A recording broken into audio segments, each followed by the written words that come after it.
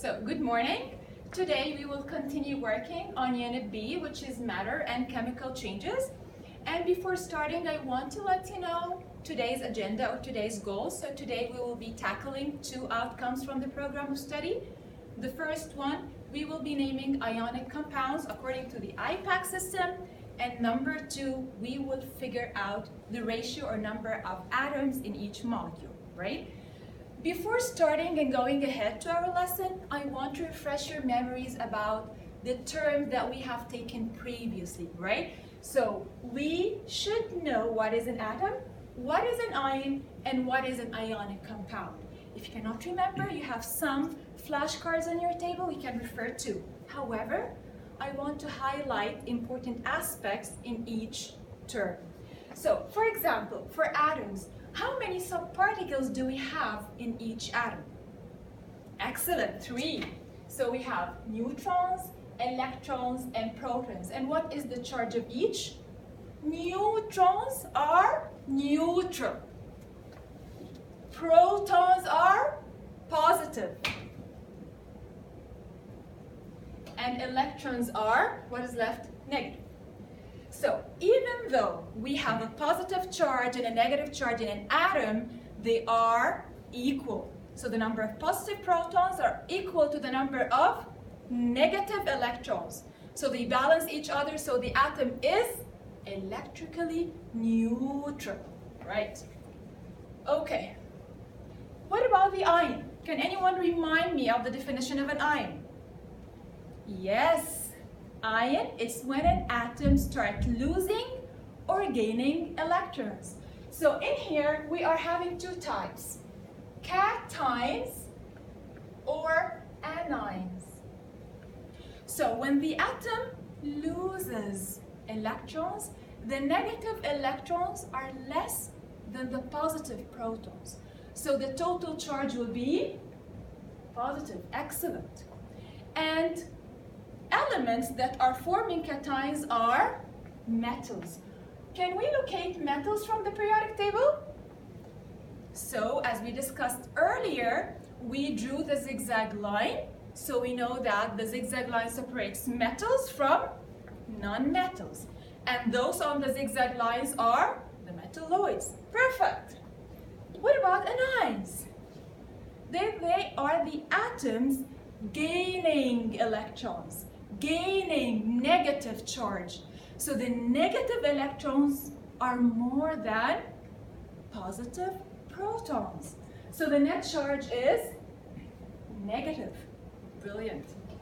What about ionic compound? Ionic compound when metal cations, which are positive, attract to non-metal anions, which are negative. So what will be the total charge of ionic compound? Excellent. It will be neutral as the atom. Okay. So let's start today's lesson, which is naming binary ionic compounds. What is the meaning of binary? It means two elements. It's made up of two elements. So let's take NaCl. I want to give a name to that ionic compound. What are the steps? So on your tables, you have a guide that will tell you what are the steps needed to figure out the name of the ionic compound. So let's take it step by step. So number one, I need to define the cation. Where is the cation? As we mentioned previously, cations are metals. So which one is the metal here? Usually the metals come first, followed by non-metals. So Na. What is the name of Na? You can look, you have periodic tables in which you can figure out the names of each element. I will give you a hint. Na in group 1 in the periodic table. So what is Na? Sodium. Perfect. So the cation is Na plus 1. There is no need to write 1.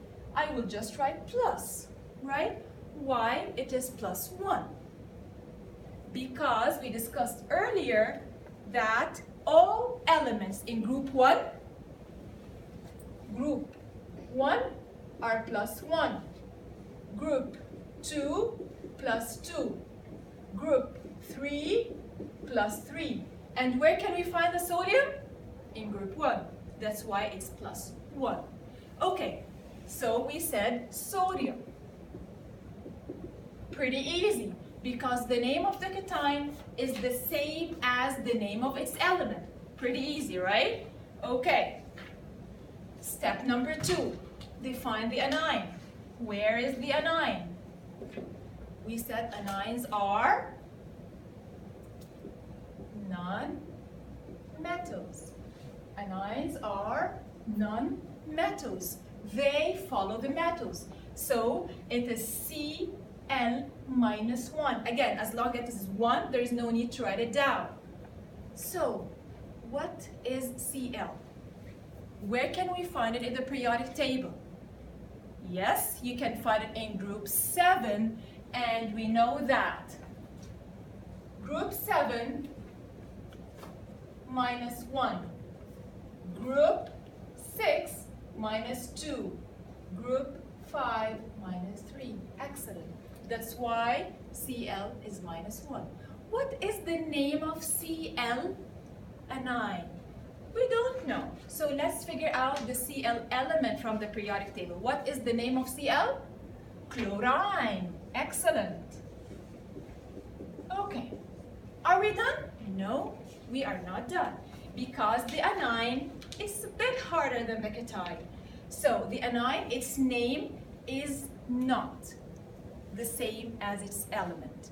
So what we need to do, we need to cross the ending I and E and replace it by IDE.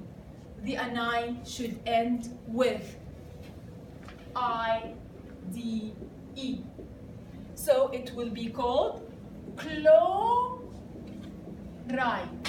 right? So now you will be working in pairs to work on worksheet 1, when you will be figuring out names of different cations and anions. You will be working in pairs. Once this step is done, we will go to the final step of naming this ionic compound. Okay, you're done. Let's go to the step, the third step or the final one. Put the name of the anion, put the name of the cation first, followed by the name of the anion. Pretty easy. So, the cation is sodium. The anion is chloride or chloride. Chlorine is the element. Chloride is the anion. So it is sodium chloride.